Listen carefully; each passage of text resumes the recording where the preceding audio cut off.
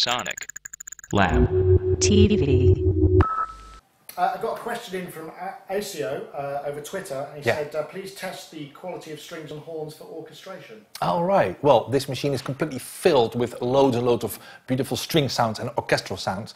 I always advise end users just to go to the music store and play them yourself. I'm going to give you a very simple idea how to get there. The first thing you need to do is push a button called category search. As soon as you do that, you push a button called strings, and then you will end up in a complete section of strings, solo strings, ensemble strings, the horn section, the big orchestra. It's all right there. You will find it very, very easily. I'm going to give you a very simple example, right?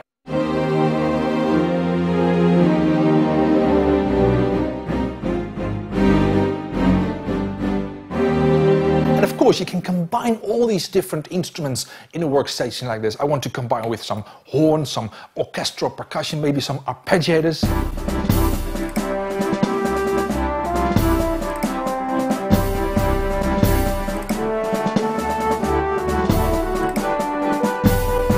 But definitely you should not take my word for it. Go and check it out for yourself. So, Bert, tell me about the sampling capabilities and the flash ROM as well.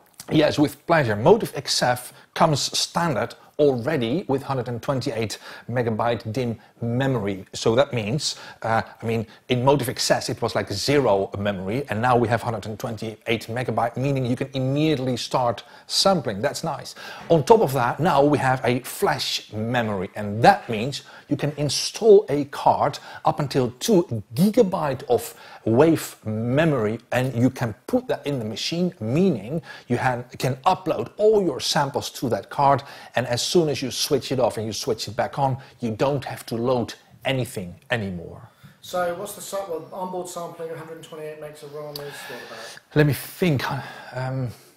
That's quite a lot. I think about 12 minutes of stereo sampling. The thing is, in this machine you can sample on 44.1 kilohertz, which is actually CD quality. You can downgrade that if you want. You can also decide to go mono sampling, and that of course saves you a lot of memory space. I was reading that somebody was saying it's quite slow to upload the sounds to the flash ROM, is that right? That is correct. Uploading takes some time, but that's just because it really needs to install all the wave data on your board. However, as soon as you've done that and you switch the machine off and you switch it back on, it's all right there. So uploading takes a little bit of time. However, as soon as you switch on the machine, playing back all the data from the board happens immediately. But also, I was interested about the synthesis engine, because obviously Yamaha's got a big history of synthesis. What are the engines that are on board in here?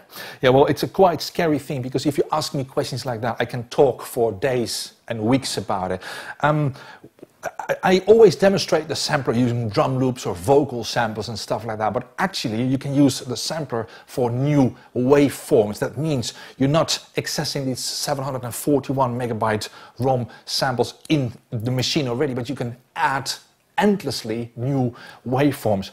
Every voice contains 8 waveforms at the same time. We call them elements, and every element, you're not going to believe this, has its own EQ, its own filters, its own effects, its own velocity settings, panning settings. So imagine in one voice you have so many editing possibilities just to make really, really complicated sounds.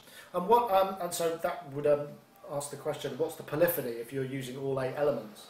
The polyphony is basically always 128 voices, and as soon as you start building up different voices on top of each other, then of course polyphony goes down. But that is basically with all the big workstations exactly the same. So just to get that right, so if you use 1 element per voice, you've got 128. If you use 2 elements per voice, you've got 64.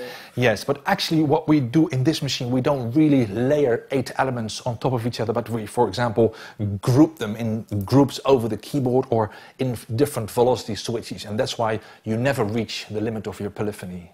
So everybody wants to know about the filters. What filter types and sorts have we got in there? Yeah, that's a really good question, because some people say, well, this machine is very, bread and butter, very mild machine, but actually this machine can go really, really extreme.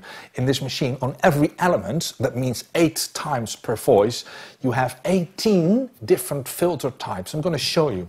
If you go around it, And I'm just gonna go into any thinkable preset, and I just select an element, and as soon as I go to filter, you can see in the screen many different filter types. From 24 dB to 18, low pass filters, high pass, band pass, everything is there. So actually this machine, and like I said, times 8, right, in every voice. And then you go into performance mode times 4, into song mode times 16. Imagine the power of this machine. And then I haven't even talked about the effects processing in it. So, tell me about the effects processing. Whoa, what a nice question that is. Well, in this machine, we work with insert effects, like damper effects for pianos, Leslie's, distortion for guitars, all these kind of things. And we talk about global system effects, like chorus, delays, reverbs.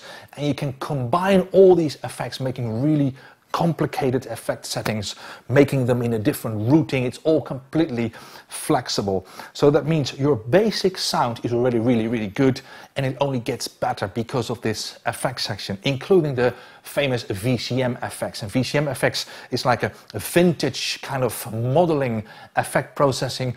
And since Motif XS, and of course also in the XF, we have the VCM built-in effects. Very famous because they are working in the big Yamaha desks as well. I'm going to show you a few examples of these VCM effects. The first one is this Equalizer 501. It looks vintage, and that is also a bit the concept of these presets. A vintage EQ, but also, for example, a vintage compressor. It looks a bit like the 1176.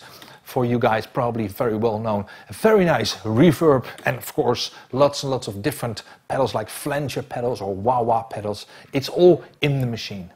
Does that mean you can kind of run them like plugins across your computer audio returns if you have a Firewire board? Yes, you can. In song mode and in pattern mode, you can have up until 8 insert effects running simultaneously. And of course, these insert effects contain VCM effects as well, and you can run them through the separate Firewire outputs directly to your computer. So I see you've got a Firewire expansion slot that you're using now, not MLAN anymore, right? That is correct. This is a Firewire interface allowing you to record your 16 audio channels directly, simultaneously to your Cubase, which is really cool. Optional on the Motif XF 6, 7 and 8. So the Firewire allows you an additional 16 outputs, effectively. Yes. So you can route that to a...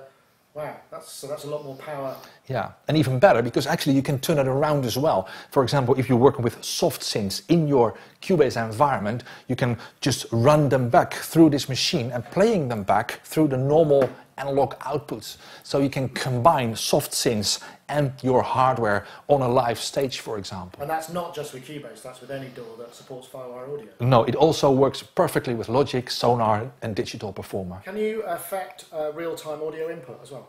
Yes, you can. You have 2 analog inputs.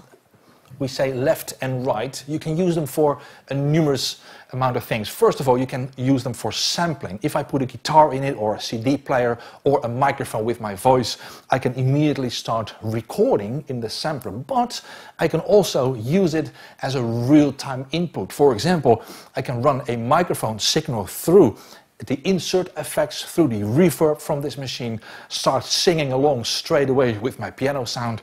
Or, as I showed you in the big video, I can run it through a vocoder preset, and then suddenly my microphone becomes a real, authentic vocoder.